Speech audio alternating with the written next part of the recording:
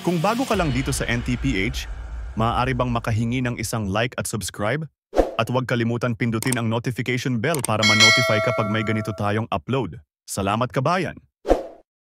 Anyway, speaking of traffic, Apo. alam nyo, eto may napansin na naman ako na alam nyo, sino kaya nagpapayo kay Pangulong Marcos? Ayun na. Oo nga naman. Kasi, parang sinasabotahe siya eh. Hindi kaya sinisira lang siya, no? Hindi ko alam eh. Parang ang ganon. Pero ibig sabihin, kung ikaw ay leader, hindi mo pwedeng sabihin wrong advice. Yes. Kasi, sabi nga ni Roosevelt, the buck stops here. Di ba? Merong pass the buck. May expression na passing the Opo, buck. opo. Nagtuturuan. Di, siya may kasalanan. Di, siya may kasalanan. Siya may kasalanan. Opo. Pero dapat nag-iisip Si din ang Roosevelt. Pangulo. Oo, Nag-iisip. ewan ko. Pero may nakalagay sa desk ni Roosevelt. Ibig Opo. sabihin, the buck stops here. Ayun. Ibig sabihin, pag pinasa sa akin at ako may kasalanan, wala na akong papasahan pang iba. Ayun. Ibig sabihin, kung anong mali ko, ako may kasalanan noon kahit wrong advice, Yes. etc. Opo. Kasi di ba diniscuss na natin Opo. yung mass resignations na maling-mali yun. Opo. Yung pala, konti lang pala ang Tatanggalin. Bakit pinag-resign mo lahat? Oo. Nagmukhang kengkoy ka eh. Nagmukhang mahina ka eh. Sana pinili na lang yan, no? Yan eh, kinakausap yan. Opo, yun, Alam mo, I have had the benefit of The doubt. picking the minds of two former presidents. Opo, Si opo. Pangulong Arroyo at si Pangulong Estrada. Opo. At ang nangyayari dyan, kinakausap po yan eh. Aha. Halimbawa, ayaw mo na sa akin, ikaw ang presidente. Opo. Hindi mo pagre-resignin lahat. Tama. Kasi, bakit hindi mo pagre-resignin lahat? Bago sasabihin mo pa, tatanggalin mo yung underperforming. Kasi, napo-focus yung atensyon ng tao doon sa mass resignations. Saka kasiraan nila yun, di ba? Oo. Napo-focus doon. Ngayon, pag may tinanggal ka, kitang-kitang tinanggal mo. Opo. Unless yun ang purpose mo, na ilihis yung usapin ng bayan mula doon sa pagkatalo mo Opo. sa eleksyon. Kasi hindi maitatangging talo ang administrasyon Yes, doon yes. sa nakaraang eleksyon. Okay. Kasi, kita mo, kung kakausapin mo lang isa, dalawa, actually ang tinanggal lang na may isa eh. Yung dalawang tinanggal, hindi naman tinanggal, ni-reassign lang Nilipat eh. lang. Oo, parang nagtitrip to Jerusalem lang sila, paiba-iba yung upuan. Ano ba yan? Parang yung hapunan, naghahapunan kayo pamilya, Opo. sama-sama, nagpalit-palit lang ng silya, si kuya pumunta roon sa kaliwa, si ate pumunta roon, si Wala mami na. pumunta rito. Ganun lang eh. Ha? Naging kamote. Maging kamote. Kakausapin mo lang yan, pare, thank you for your service, but mukhang hindi dyan nababagay ang iyong mga skills. Oo. Baka pwede magdahilan na lang tayo na health reasons o personal pressures of personal nature. Marami naman dahilan eh. Opo. Then sasabihin mo na lang, i-announce mo na lang, I regret to inform you that Mr. Secretary so-and-so has resigned. Yes. And because of personal reasons, Health he's feeling reason, pressure, he mga can no longer continue, and it was with a heavy heart Yes. that I accept his resignation. Isa lang pala ang target mo. At tulad niyan, Kengkoy, pinag-resign mo lahat. Pero aalis ka, di ba? Aalis ang Pangulo eh, iibang bansa. O kung hindi nag-ibang bansa na, di ba, sa ASEAN. Opo. Ang tinira niya, si Remulla, isa sa mga caretakers, si Remulla, di alam mong may tiwala siya kay Remulla, hindi niya tatanggalin. Bakit pinagsubmit mo ng resignation? Useless, mukha kang Kengkoy. Sino ba nagpayo kay Pangulong Marcos noon? Nako, medyo tingnan mo kung anong pinaghihitit mo dyan o iniinom mo o ano. Ha? Baka humihitit ka ng katol dyan. May rugby, may amats ka. Pinayuhan mo si Pangulong Marcos ng ganon. Mali po. Eto, isa na namang maling payo. Totoo yan. Maraming nagalit kay Pangulong Marcos dito. Hindi ba may mga special plates? Diba, ang Presidente 1, Vice President 2, Opo. etc. Congressman 8, diba? Gabinet, ano ba 10? Justice yata ng Court of Appeals 9, Supreme Court, may mga ganun eh, special plate. Dati may special plate. Hanggang ngayon naman, may special plate ang RTC and MTC judges. 16. Okay. Na hindi sinisita sa coding. Okay, bago nyo sabihin, bakit special treatment? Dapat po nating tandaan na itong mga RTC and MTC judges, hindi naman po malalaki ang sweldo ng huwes. Ayun. Akala nyo lang makapangyarihan kasi meron silang poder na maghusga kung Opo. sinong makukulong, sinong hindi, sinong magbabayad, sinong hindi, appealable pa naman. Ngunit, ang MTC at RTC, yan ang tinatawag na trial courts. Diyan naglilitis. Yung CA, Supreme Court, Court of Tax Appeals, yan. Hindi naman po naghihiring dyan. Apila lang yan, nagbabasa lang yung mga justices dyan. Mahalaga rin siyempre ang Opo. kanilang papel. Okay. Naglabas ng executive order last month yata. Yeah. Hindi na daw i-recognize yung sa RTC at saka sa MTC. Ano yung kaugnayan ng sinabi kong maliit ang sweldo ng mga judges?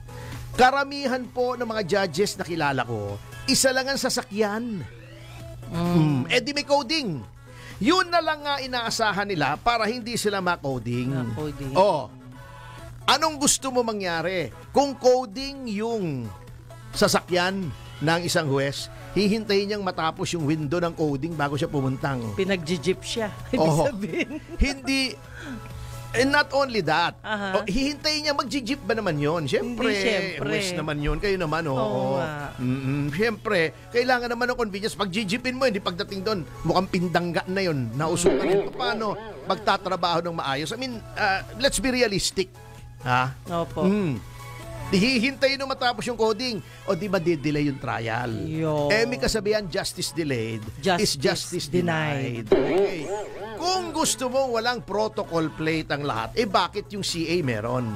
Bakit yung Supreme Court meron? Bakit yung Court of Tax Appeals meron? Bakit yung Ombudsman meron? Lahat naman yan involved sa administration of justice. Decision ba yun ng MMDA? Hindi, desisyon ng Pangulo, executive order di nagagalit ngayon yung mga judges. Sa kanila, Ininconvenience nyo kami. Opo Gusto nyo nga. speedy trial, gusto nyo mabilis ang takbo ng hustisya. Okay. Dito sa batas bago, pinahihirapan nyo yung mga trial judges. Yung trial pa ang pinahirapan. Opo. Yang mga prosecutors, may special plate din yan, dapat yan binibigyan ng kortesiya dahil ba sila ay prosecutor? Dahil ba dapat sila may special privileges dahil matigasin sila? Opo. Hindi, sapagkat they are involved in the administration of justice. Nahuli ang piskal kasi yung mga nagpapayo kay Pangulong Marcos walang naiintindihan eh. Hindi ko naman malaman kung ba't lumusot sa executive secretary. Yung piskal, pag may criminal case, pag wala ang piskal, hindi matutuloy kasi walang representation ang Estado.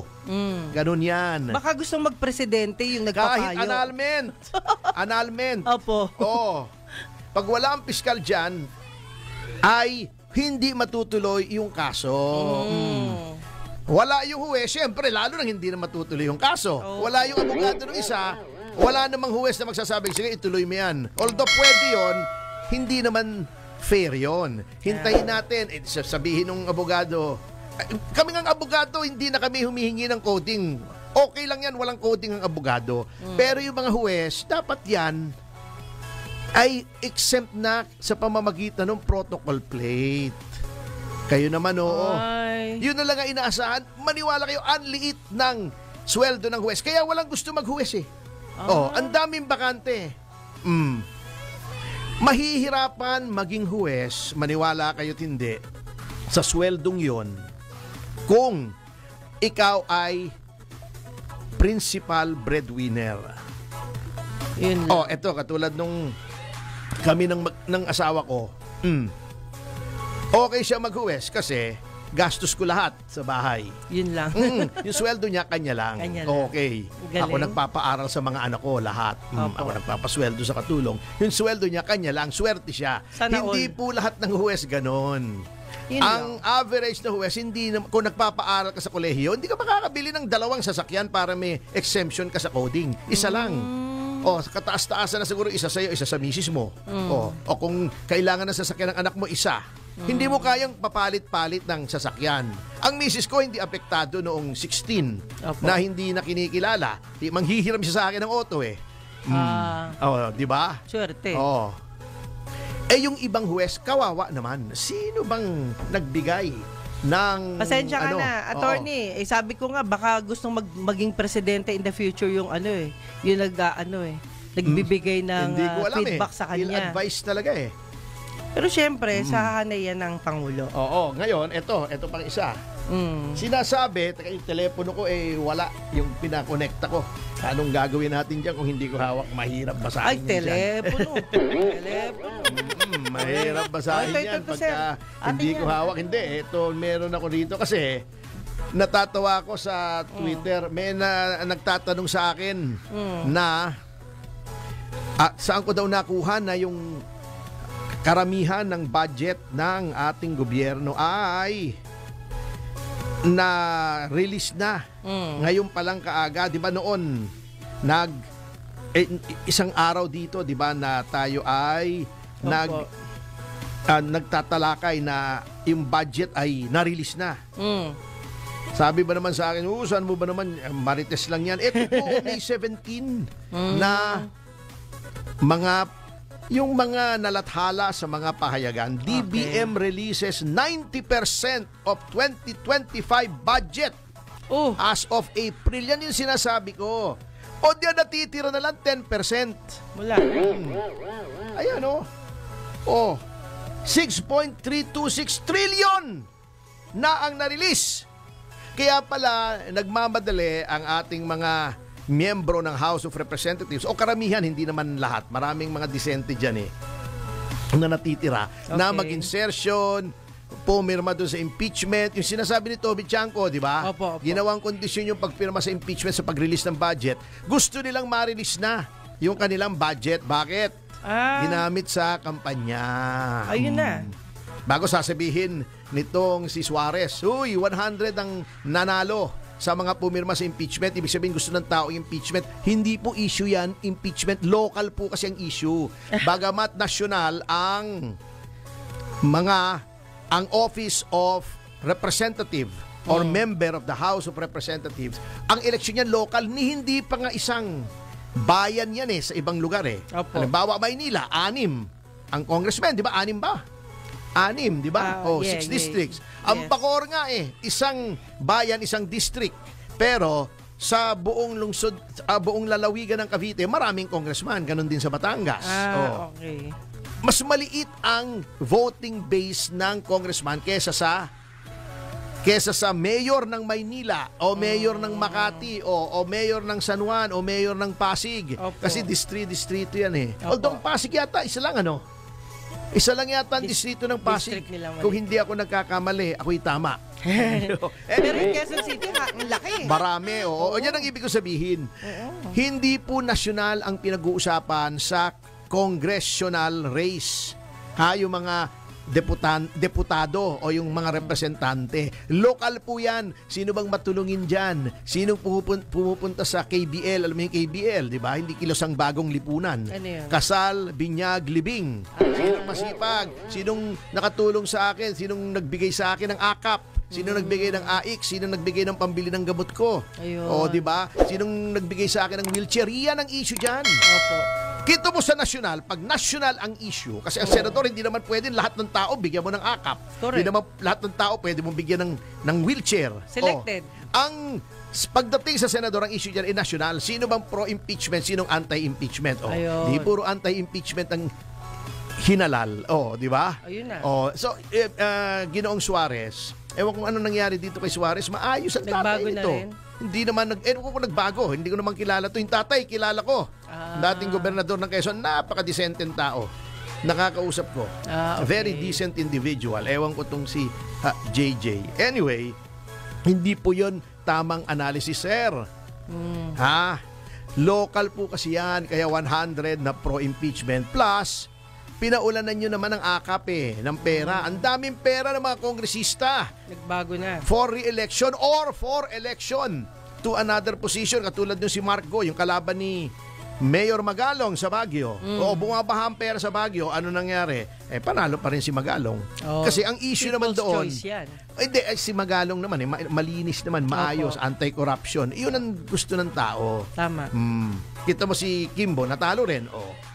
At saka yung iba namang pumirma sa impeachment, pumirma lang, hindi naman sila active doon sa Ayun. pagtatanong, di ba? Hindi naman alam eh. Opo. I'm sure tinatago pa nga nila yun sa mga constituents Para nila, hindi na natatakot mabasa. sila eh. Oo. Di ba?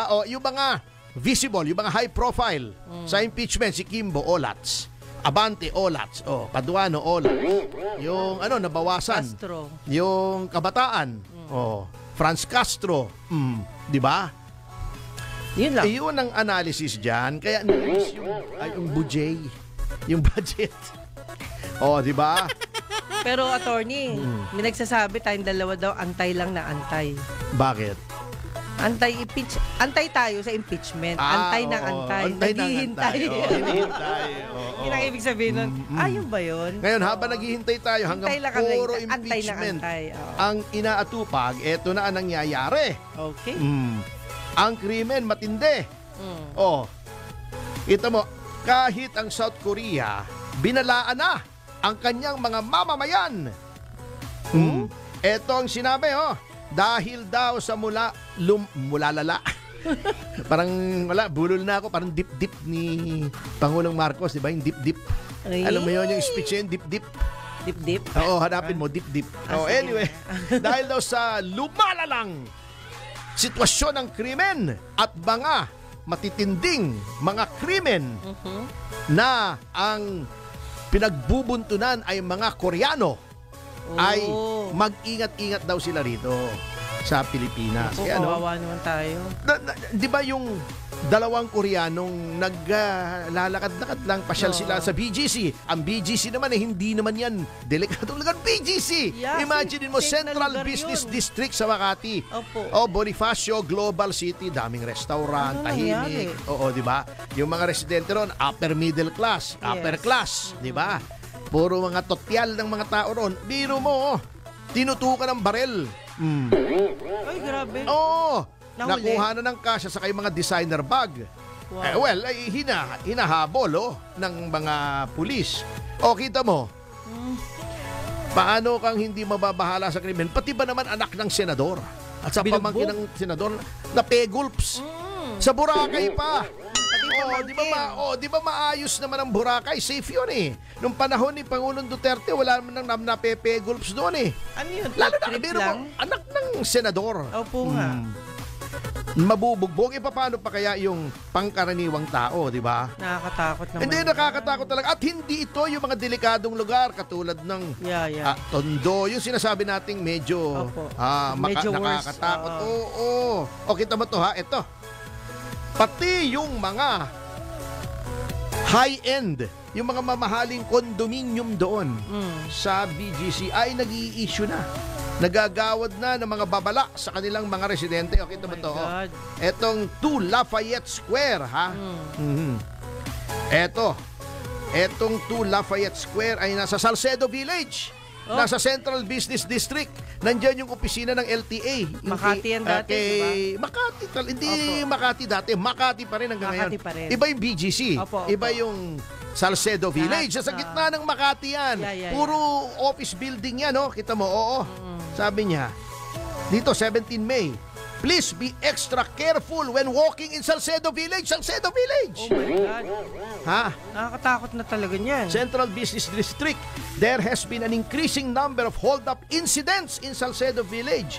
Just last night, our tenant had a failed attempt of hold-up riding in tandem. Yun nga Buti na lang daw yung security nila ay nagresponde noong nagsisisigaw yung tao. ng saklolo yung tao, kundi na hold up. Salcedo Village. Kasi nga hindi ginagalang na. Yan ay indicative of weak leadership. Yan yung office namin dati. Daily Yomiuri. Yung Shimbun. Yung area na yan, yan ang unang-unang opisina ng tatay ko sa Maynila, yung BF Topman. Yes, BF Topman. Wala na ngayon. Nandun pa rin yung building, ewan kung giniba o iba lang ang may-ari. Sa Safe Bangko yun. Filipino yun eh. Yung LTA building Tahimik ni yun FG, ah. nandoon. China. Kita mo, ano ba?